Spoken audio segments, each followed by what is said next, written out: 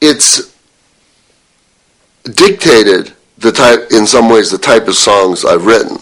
Since I don't, have a voice like Andrea Bocelli, or I never saw myself necessarily as a romantic figure, to where, and the vast repertory of songs is love songs. 95% of them throughout history have been that. That's what people like. But at some point, I grew bored with, even before I started recording, with writing that type of songs. I remember it very well. It's the one I was writing a song for Frank Sinatra Jr., and it was called Susie or something. And I couldn't take it. I mean, because I had read books, and I didn't know why we shouldn't have the same latitude a short story writer has. We still don't have it. I mean, no one does it much.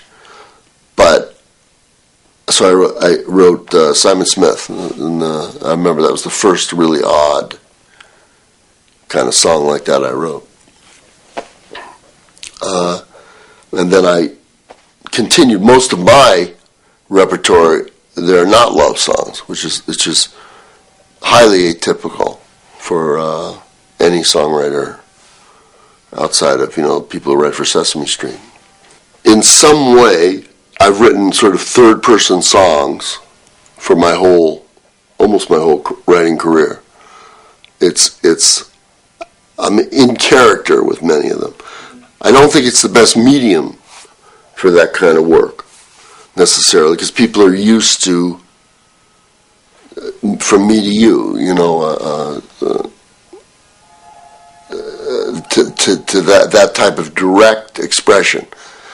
Maybe the medium is better for that, possibly. When you're going 80 miles an hour on the freeway, not necessarily going to notice irony. Oh, that's ironic. I don't know whether I'd notice myself, but it's what I choose to do. And my best songs, I can see characters in it, and by the diction of the singer, what he says, the words he knows, and how he says it, the audience can tell what he's like, what it's about. I generally think the audience is not. They recognize themselves in these people. I don't see that. I think audience is a little better than the people I write about usually.